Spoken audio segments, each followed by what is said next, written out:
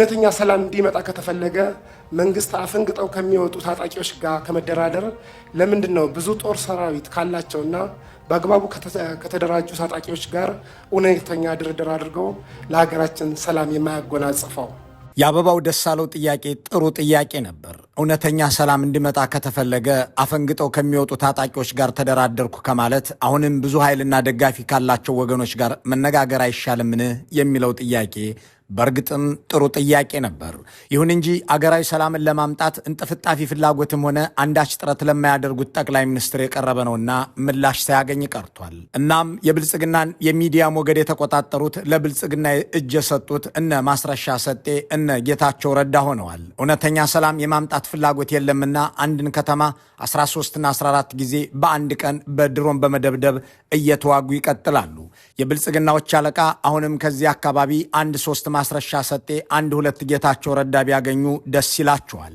ይህንን ጥቂቶችንና አንጃዎችን የመፍጠርና የማስኮብለል ተግባር ደግሞም አያሌ ገንዘብ የሚያፈሱበት ብዙ ሰውም የሚያሰማሩበት ነው። የብልጽግናው መንግስት በተለይም ጠቅላይ ሚኒስትሩ መከፋፈል፣ አንጃ መፍጠር፣ መለያየትና መካድ እንዲሁም ማጋጨት የመግዣ መሳሪያቸው ነው የሚለውን የራሳቸው ሹሞችም በሹክሹክታም ቢሆን እያሉትና እየተናገሩት ያለ ጉዳይ ነው። በግለሰቦች መካከል መለያየትን፣ በፓርቲዎች መካከል አንጃን ይፈጥራሉ። ለተገነጠለው ወይም ለገነጠሉት አንጃ ደግሞ እውቅና ይሰጣሉ። የሰላም ስምምነት ፈረምኩ፣ እጅ ሰጥተውኝ ተቀበልኩ ወዘተ ይሉና እነዚያን አምነዋቸው የተቀላቀሉ ሰዎችን ይቀሏቸዋል፣ ይሰውሯቸዋል። የፖለቲካ ህይወታቸው ብቻ ሳይሆን ህይወታቸውም ይጠፋል። በዚህ ጥንቅር የምንመለከተው ብልጽግና በተለይም ጠቅላይ ሚኒስትሩ የፈጠሯቸውን ህገወጥ የፖለቲካ አንጃዎችና ደብዛቸውን ያጠፏቸውን ሰዎች ነው። የሰላም ስምምነት ተፈራርመው ካስገቧቸው በኋላ እንዲገደሉ ስላደረጓቸው ሰዎች ምስጢር ይቀርባል። ብዙዎች ደጋግመው የሚያነሱት ስለ ፕሪቶሪያ ስምምነት ነው። አስመራ ላይ ከሁለት ድርጅቶች ጋር የተፈረመው ውል እጣ ፈንታው ግን ብዙም አይነገርለትም። ጥቂት እንላለን። ብልጽግና አንጃ ሲፈጥር አይናበብም። በዚህ ምክንያት ከአንድ ፓርቲ ላይ ያስኮበለሉት የአንድ አንጃ መሪ ለጥቂት ጊዜያት በራሱ ፓርቲ ሲጠራ ቆየና በአንድ የክልል ባለስልጣን አማካኝነት ብልጽግናን ተቀላቀለ። በጠቅላይ ሚኒስትሩ ደብዳቤም ሚኒስትር ዴኤታ ተደርጎ ተሾመ።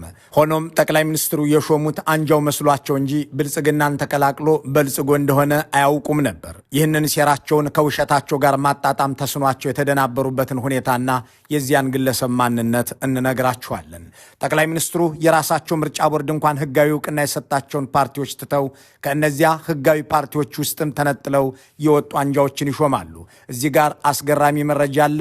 የብልጽግና ኦብነግ፣ የኦህዴድ ኦነግ፣ ቀጀላ መርዳሳ፣ ሐሰን ሙዓሊም፣ ራያሌ ሐሙድ እንዲሁም ጫኔ ከበደ ወዘተ የተባሉ ሰዎችን እናነሳለን። ጠቅላይ ሚኒስትሩና ብልጽግና በዲሲፕሊን ግድፈት ከእናት ፓርቲያቸው የታገዱና የተባረሩ ሰዎችን እንደ ድርጅት ባለቤት ይመለከቷቸዋል፣ ይሾሟቸዋል። ለዚህም ማስረጃ አለ። የህወሓትን ሰዎች ብልጽግና ናቸው ብላችሁ ጊዜያዊ መንግስት ውስጥ አስገቡ የሚል ምክር ያቀረቡበትን አስገራሚ አጋጣሚና ብልጽግናን ሲመሰርቱ ህወሓት ድርጅቴን ካልተቀላቀለ 1-5 ሰው ሲስጠኝ ይህን ካላደረገ ቅጣት እጥልበታለሁ ሲሉ የተናገሩበትን አንድ አስቂኝ ሁነትም እናስታውሳለን። ከታጣቂዎች መካከል እጅ ሰጥተውኝ ገቡ የተባሉ ሰዎችን በህዝብ ፊት እንዲረሸኑ፣ እንዲሰወሩና እንዲታሰሩ አድርገዋል። ዝርዝሩ አለ። በአንጃ መልክ ያስኮበለሏቸውን ሰዎች በቴሌቪዥን ካሳዩም በኋላ ጥፍተዋቸዋል። እነዚህን ሰዎች ማንነታቸውንና አድራሻቸውን ከነቁጥራቸው እንነግራቸዋለን። ታጣቂዎች እጅ ስጡኝ ብዬ ጥሪ ሳቀርብ ወዶ ገብ ሁኑልኝ፣ የሰላም ጥሬንም ተቀበሉ ገቡ ያሏቸውን የፋኖ ሰዎች የታደረሷቸው ስንል በምናነሳው ጥያቄ የአገዛዙን ሌላ ገጽ እንገልጣለን። ጠቅላይ ሚኒስትር አብይ አንጃዎችን በመንግስታዊ ኃይል እንዲገነጠሉና እንዲፈጠሩ የሚያደርጉት ለራሳቸው ተሿሚዎች ብቻ አይደለም። ሰዎች ከእናት ድርጅታቸው ተገንጥለውና አንጃ ፈጥረው ለብርሃኑ ነጋ ገባር እንዲሆኑም አድርገዋል። ይህንን የጉልታዊ ስርዓት የገባር ገባር ሊለው ይችላል። የባሪያ ስርዓት ደግሞ ለሎሌም ሎሌ ያለው ሊለው ይችላል። ይሁን እንጂ አንጃ ፈጥረው ድርጅት ያፈረሱ ሰዎች ለእስራት ተዳረጉ እንጂ ውለታቸው በብልጽግና ፊት ሞገስን አላስገኘላቸውም። መቼም ቢሆን ባሪያ በጌታው ፊት ያው ባሪያ እንጂ ንጉሥ አይደለም። ይህንን በዝርዝር እንመለከተዋለን። አንጃ አፍቃሪው አንጃ ፈጣሪው ጠቅላይ ሚኒስትር፣ አብራችሁን ቆዩ። የኦጋዴን ብሔራዊ ነጻ አውጪ ግንባር ኦብነግ በሚቀጥሉት ቀናት ሙሉ ለሙሉ ትጥቅ እንደሚፈታ የሶማሌ ክልል ምክትል ርዕሰ መስተዳድር አቶ ሙስጠፋ መሐመድ ለኢትዮጵያ ቴሌቪዥን ገለጹ። ግንባሩ ትጥቅ የሚፈታው በአሁኑ ወቅት ኢትዮጵያ ውስጥ ባለው የፖለቲካ ለውጥ አማካኝነት ትግሉን በሰላማዊ መንገድ እንዲያካሄድ በተደረገው ስምምነት ስለመሆኑ ተገልጿል። በዚህ የኢቲቪ ዘገባ እንደተገለጸው በኤርትራ የነበረው የኦጋዴን ብሔራዊ ነጻ አውጪ ግንባር ወደ ኢትዮጵያ የገባው የሰላም ስምምነት ከአገዛዙ ጋር ተፈራርሞ ነው። የግንባሩን ታጣቂዎች በዲዲአር መርሃ ግብር ወደ ቤተሰባቸውም ወደ ጸጥታ ተቋማትን መበተን የሚለውም ከስምምነቱ አንዱ ነበር። ይህንን ለማገዝ የጀርመን መንግስት ገንዘብ መደበ። ብልጽግና በኦብነግ ላይ ክህደቱን አንድ ብሎ የጀመረው በዚህ ወቅት ነው። ታጣቂዎችን ለማቋቋም ብሎ የተቀበለውን ገንዘብ ቅርጥፍ አድርጎ ከበላ በኋላ የኦብነግን ታጣቂዎች ካምፕ ውስጥ አስቀምጦ ሲሰለቻቸው እንዲበተኑ አደረጋቸው። ኦብነግም ከምርጫ ቦርድ የምስክር ወረቀቱን ይዞ ሲቪል ፖለቲከኛ ሆነ። ምርጫ ቦርድ የሚያውቀው ሊቀመንበርም አቶ አብዱራህማን ማህዲ ሆኑ።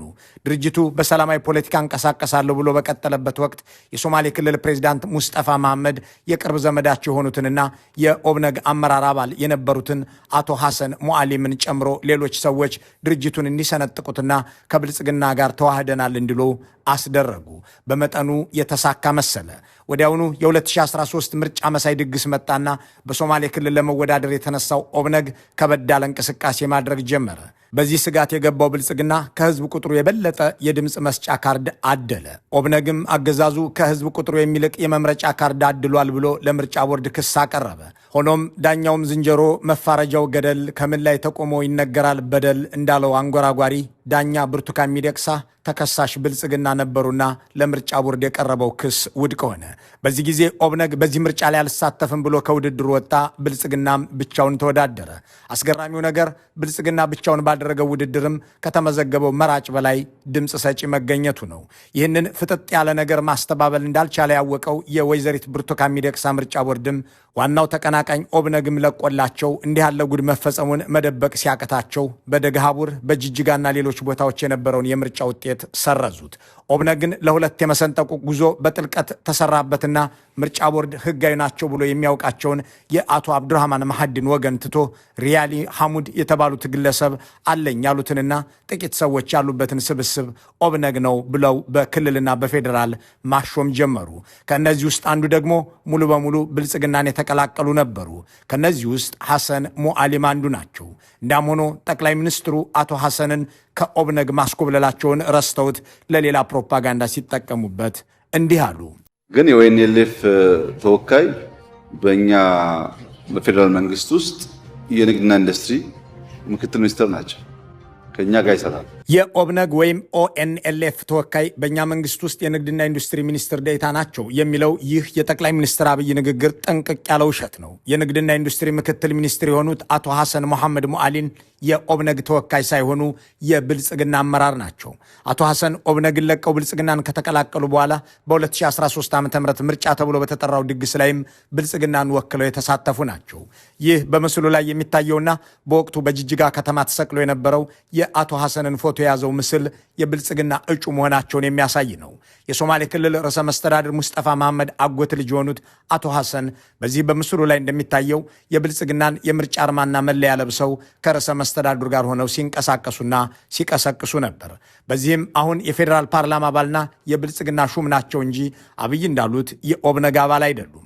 ከፓርላማው ድረገጽ ላይ የተገኘውና በዚሁ በምስሉ ላይ የሚታየው መረጃ የሚያሳየውም አቶ ሐሰን የአብይ ፓርቲ የሆነው ብልጽግናን ወክለው ከደገሃቡር የፌዴራሉን ፓርላማ የተቀላቀሉ መሆናቸውን እንጂ እሳቸው እንዳሉት ኦብነግን ወክለው መሾማቸውን አይደለም። አብይ ግን እንዲህ አድርገው አንጃ መፍጠራቸውንም ረስተውት እዛው ፓርቲ ውስጥ ያሉ መስሏቸው ይናገራሉ። እንዲህ ያሉ ደባዎችንና ሸሮችን የሚሰሩት ብልጽግናዎች ያስመረሩት ኦብነግ መንግስት የአስመራውን ስምምነት ስላላከበረ ከሰላማዊ የፖለቲካ ትግል ወጥቻለሁ ብሎ በቅርቡ መግለጫ ማውጣቱ ይታወሳል። ይህንን መግለጫ ወጣው በምርጫ ቦርድ የሚታወቀውና በአቶ አብዱራህማን ማህዲ የሚመራው ኦብነግ ነው። በዚህ ጊዜ ነው እንግዲህ ብልጽግና የራሱን ኦብነግ ይዞ በፋና ቴሌቪዥን በይፋ የተከሰተው። ይህ በምስሉ ላይ የሚታየው የፋና ቴሌቪዥንም ባሳለፍነው ዓመት የካቲት 25 የተዘገበ ሲሆን አብዱላይ ሼክ አብዲ የተባሉ ግለሰብ የኦብነግ አመራር መሆናቸውን ጠቅሶ ምርጫ ቦርድ የሚያውቃቸውን እነ አቶ አብዱራህማን ማህዲን ግን ኦብነግ አይደሉም የሚል ነው። ይህ አንጃ የመፍጠር አንጃ የማፍቀርና አንጃ የመሾም ተግባር የቀጠለ የአገዛዙ መለያ ነው። ተቃዋሚዎች እርስ በርሳቸው እንዲካካዱ ብዙ ገንዘብና የሹመት ሐሳብ ያቀርባሉ። ከዚያም ይካካዳሉ። ተካክደው እሳቸው ጋር ከመጡ በኋላ እንደገና እሳቸውም ይክዷቸዋል። ለምን በሌላ መድረክ አትጠይቁኝም ነው? ስለ ዛሬው ብቻ ጠይቁኝ ልመልስ። ሌላ ጥያቄ የምትጠይቁ ከሆነ አልችልም። ይህንን ጉዳይ ለኢትዮጵያ ሕዝብ ግልጽ አደርጋለሁ። እኔ በራሴ ግልጽ አደርጋለሁ። ስለዚህ አሁን በዚህ አጋጣሚ ጠይቀኸኝ የሌለ ነገር እንድናገር አትገፋፋኝ። ይቅርታ አድርግልኝ ጌታዬ።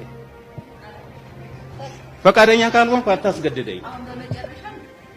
እኒህ ሰው ጫኔ ከበደ ይባላሉ። ፓርቲ አፍርሰው አንጃ ፈጥረው ሲሄዱ ጋዜጠኞች ምን ነው ምነካወት ምንስ ማድረግ ሆነው ሲሏቸው ነበር እንዲህ ያለ ምላሽ የሰጡት።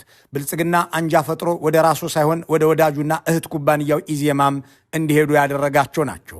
አብይ አህመድ አንጃ ለመፍጠር ገንዘብና ሰው የሚያሰማሩት ፓርቲዎችን አፍርሶ የእሳቸው ሎሌ ለማድረግ ብቻ ሳይሆን የሎሌዎቻቸው ባሪያ ለማድረግም ነው የሚለውን ነጥብ የበለጠ አሳማኝ የሚያደርገው ይሄው የጫኔ ከበደ ድርጊት ነው። ኢዴፓ አምኖ ሊቀመንበራችን ሁን ብሎ ቢያስቀምጣቸው በባንክ ያለውን 500 ሺህ ብር የድርጅቱን ገንዘብ ቢሮና እሳቸውን ጨምሮ 4 ሰዎችን ይዘው ኢዜማን እንዲቀላቀሉ ተደረገ።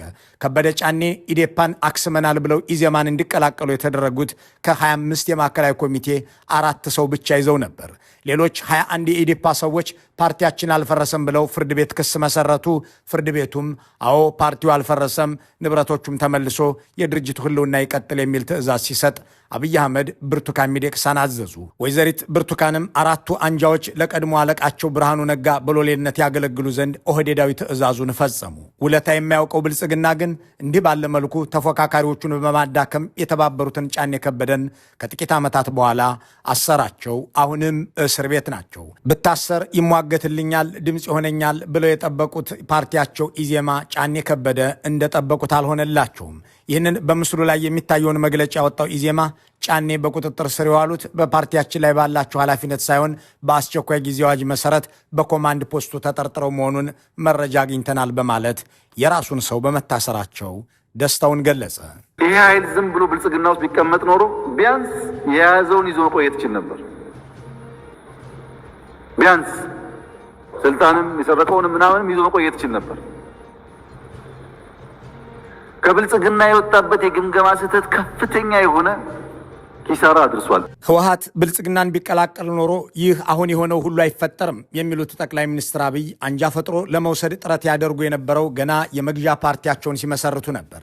በ2013 ብልጽግናን ሲመሰርቱና ህወሓት በእርሶ ድርጅት ውስጥ መግባትስ መንቦጫረቅ ነው ብሎ ባፌዘባቸው ጊዜ ባለሀብቶችን ወደ ትግራይ ልከው ነበር። በወቅቱ ለሽምግልና የተላኩት ከትግራይ የተወለዱ ባለሀብቶች ህወሓት ብልጽግናን እንዲቀላቀል እንዲማልዱ፣ ካልተቀላቀለ ግን ቢያንስ 1-5 ሰዎችን እንዲሰጣቸው ይጠይቁላቸው ዘንድ ነበር። ህወሓት ራሱም የማይቀላቀል ከሆነና 1-5 ሰዎችን ቆንጥሮ የማይሰጥ ከሆነ ግን ወደ ትግራይ የሚሄደውን የሰማይም የምድር መንገድ ዘገዋለሁ፣ ባንክና የትኛውንም አገልግሎት አቋርጣለሁ ሲሉ ለእነዚያ በሽምግልና ስም ማስፈራሪያ ሲይዘው ለላኳቸው ባለሀብቶች ነገሯቸው። ጠቅላይ ሚኒስትሩ 1-5 ሰዎችን ስጡኝ የሚለውን ያቀረቡት በድርጅቱ ውስጥ አንጃ ለመፍጠርና እሳቸውን ለሚቀላቀሉት ጥቂት ሰዎች የህወሓትን ሰርተፊኬት ለመሸለም እንደሆነ ያወቀው ህወሓት በአቋሙ ጸና። አንጃ የመፍጠር የመጀመሪያው እንቅስቃሴያቸውም ከሸፈ። ሁለተኛው አንጃ የመፍጠር ሙከራ የተደረገው ደግሞ ጊዜያዊ መንግስቱ ሲቋቋም ነበር። በ2015 በተቋቋመው የትግራይ ጊዜያዊ መንግስት ውስጥ ብልጽግና የመግባት ፍላጎት እንደሌለው ገለጹ። ግን ደግሞ አንድ አማራጭ አቀረቡ። ህወሓት የተወሰኑ የራሱን ሰዎች የብልጽግና ተወካይ ናቸው ብሎ ያካታቸው አሉ። ይህንን የተናገሩት አቶ ጌታቸው ረዳ ናቸው። ኮምፖዚሽን በሚመለከት እኔ የማስታወሰው እንዳውም ብልጽግና ብላችሁ የሆኑ ምሁራንን የቲፒኤልኤፍ ምሁራን እናስገቡ ግን ድርሻችሁን 40 ምናምን አድርጉት ብለውን ነበረ ጠቅላይ ሚኒስትሩ መጨረሻ ላይ ማስታወሱ። ህወሓቶች እንደ ብልጽግና ሆነው ይግቡ የሚለው ይህ የጠቅላይ ሚኒስትሩ ጥያቄ በዚያ ውስጥ አንጃ የመፍጠር ጉዞን ለመቀላቀል እንደነበር ጌታቸው አላብራሩትም። የህወሓትን ሰው ብልጽግና ብላችሁ አስገቡ የሚለው ሐሳብ ግን አታላይነታቸውንና የአንጃ ፍቅራቸውን ቁልጭ አድርጎ የሚያሳይ ነው።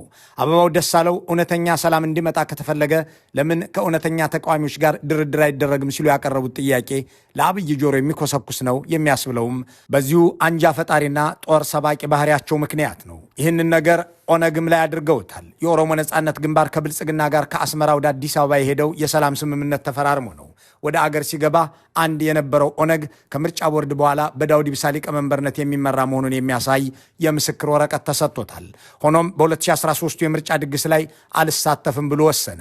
በዚህ የተከፋው ብልጽግናም የፓርቲውን የህዝብ ግንኙነት ኃላፊ ቀጀላ መርዳሳን ኦነግ ነኝ ሊቀመንበሩም ነኝ ብለህ ውጣና እንሾመሃለን ብሎ በሂልተን ሆቴል ውስጥ በተደረገ ስብሰባ ጠየቀ። ቀጀላም ሹመት ከመጣማ ብለው 5 ሰዎችን ይዘው ወጡ። ከዚያም የስፖርት ሚኒስትር ተባሉ። ኦነግ ነኝ ብለው ሲወጡ ግን ምርጫ ቦርድ ኦነግስ እነ ዳውድ ኢብሳ ናቸው ብሎ ወሰነ። ነገሩ ፍርድ ቤት ሲሄድም እነ ቀጀላ ኦነግ አይደላችሁም የሚባለው ውሳኔ ጸናባቸው። የራሳቸውን ተቋማት ምርጫ ቦርድና ፍርድ ቤትን እንኳን የማያከብሩት ጠቅላይ ሚኒስትሩ ግን ኦነግን ጭምር የካቢኔ አባል አድርጌዋለሁ እያሉ የፕሮፓጋንዳ ስራቸውን ለዓመታት ቀጠሉ። ይህ በሰላማዊ የፖለቲካ ፓርቲ ውስጥ ያላቸው ተግባር ነው። አንጃ የመፍጠር ሴራቸው ግን በከተማ ብቻ ሳይሆን በጫካ ሆኖ አገዛዛቸውን የሚታገሉትም ላይ የሚፈጸም ነው። እንዲካካዱ ያደርጓቸውና እንደገና እሳቸው ይክዷቸዋል። ለማሳያ የኦሮሞ ነጻነት ሰራዊትን እንመልከት። ከኦነጎችም አማራ ክልል አካባቢ ካሉ የሚንቀሳቀሱ ኃይሎችም ድርድሮች ነበሩ። ከታጣቂዎች ጋር የሚደረገው ድርድር ሳይሆን ማከዳዳት፣ ማስከዳትና መክዳት ነው። እንዴት የሚለውን በማስረጃ ለመመልከት አፍሪካን ኢንቴሊጀንስ በሰኚ ረጋሳ ታጣቂዎች ላይ የተፈጸመውን አስመልክቶ ያወጣው ዘገባ እማኝ ይሆናል። በ2015 ሰኔ ወር ላይ የብልጽግናው ሹመኛ የቀድሞው የኦነግ አመራር አባል ጄኔራል ኃይሉ ጎንፋ የኦሮሞ ነጻነት ጦር አዛዥ ከሆኑት ሰዎች መካከል አንዱ ወደ ሆኑት ሰኚ ረጋሳ ደውለው አንጃ መፍጠርን ጀመሩ። ጄኔራሉና ሰኚ ያደረጉት ውይይት ከነጃል መሮ ተደረሰበት። ከዚያም የኦሮሞ ነጻነት ሰራዊት አመራር አባል ሰኚ ረጋሳን በዲሲፕሊን ጥሰት እርምጃ ወሰዱ። ይህንን አጋጣሚ ለመጠቀም የጣረው ብልጽግና ሰኚ ረጋሳን አስኮበለለ። ታጣቂዎችን ይዘው መበልጸጋቸውም ተነገረ። ወደ ህዝብ እንደሚቀላቀሉ ማቋቋሚያም እንደሚሰጣቸው፣ ፖለቲካ የሚፈልጉም በሰላም ለመታገል እንዲደራጁ እንደሚያደርግ ሲነገር ከረመ። የተፈጸመው ሁሉ ግን ተቃራኒው ነበር። ብልጽግናን ከተቀላቀሉት የሰኚ ታጣቂዎች መካከል አብዛኞቹ በምዕራብ ሸዋ ሰንከሌ፣ አዋሽ፣ ቢሾላ እንዲሁም በሻሸመኔ ታሰሩ። 135 የሚሆኑትም ኦሮሞ ሆናችሁ የኦሮሞን መንግስት ስትወጉ ኖራችኋል፣ ንብረት አውድማችኋል ተብለው ክስ ተመስርቶባቸው ዘብጥ እያወረዱ፣ ቀሪዎቹ በህዝብ ፊት እንዲገደሉ ወይም ህዝብ ተሰባስቦ በደቦ ፍርድ ቀጥቅጦ እንዲገድላቸው አደረጉ። በምዕራብ ሸዋ 5 ታጣቂዎች እንዲረሸኑ የተደረገ ሲሆን በዚሁ አካባቢ ህዝቡን ግደሉት በሚል መከላከያ ለግድያ ያቀረበው አንድ ታጣቂ በደቦ ፍርድ ተቀጥቅጦ እንዲገደል ሆኗል። ይህ የብልጽግና አንጃዊ ባህሪና ሴረኛ ተፈጥሮ ነው። አገዛዙ አንጃ ይፈጥራል፣ ከዚያም እርስ በርስ ያጣላል፣ አስኮብልሎ ደግሞ እስከ ግድያ ድረስ ያደርሳል። ለአብነት የሰሜን ሸዋ ፋኖ አመራር አባል የነበሩት አቶ አሰግድ መኮንን በፈቃዳቸው እጃቸውን ሰጡኝ፣ ሰላማዊ ህይወትን መርጠው ተቀላቀሉኝ ማለቱ አይዘነጋም። አሁን አቶ አሰግድ በህይወት ስለመኖራቸው ማስረጃ የለም። ለፈረማቸው ዓለም አቀፍ ስምምነቶች፣ ሰላም ለማስፈን ለገባቸው ኪዳኖችና ውሎች ተገዢ ሲሆን በማይታወቀው ብልጽግና ዘንድ አፈራራሚ ወገኖች ይታዘቡኛል ሳይል ጭምር ስምምነቶችን በመካድ ዝነኛ ነው። እስካሁንም ተስማምቶ የፈጸመውና በተሟላ ሁኔታ የተገበረው ውል የለውም። በአስመራ ከኦነግና ኦብነግ ጋር፣ በፕሪቶሪያ ደግሞ ከህወሓት ጋር የሰላም ስምምነቱ ሊያሰረው ብልጽግና ተፈራራሚዎቹን ሲክድና አገሪቱንም ቀውስ ውስጥ ሲከት የቆየ ነው። እንቅልፍ አጥቶ በሰራው ማጋጨት፣ የማከዳዳት፣ አንጃ የመፍጠርና የማስኮብለል ሴራ እውነተኛ ድርድር እንዳይደረግ በየቀኑም ደም እንዲፈስ እያደረገ ቀጥሏል። እናም ይህንን መንግስት አምኖ እኒህን ጠቅላይ ሚኒስትር የሰላም ሰው ናቸው ብሎ ተቀብሎ ከመቀጠል መለስ ያለ ሌላ መላ ሳያስፈልግ አይቀርም። መልካሙን ሁሉ በመመኘት በዚሁ እንሰናበታለን።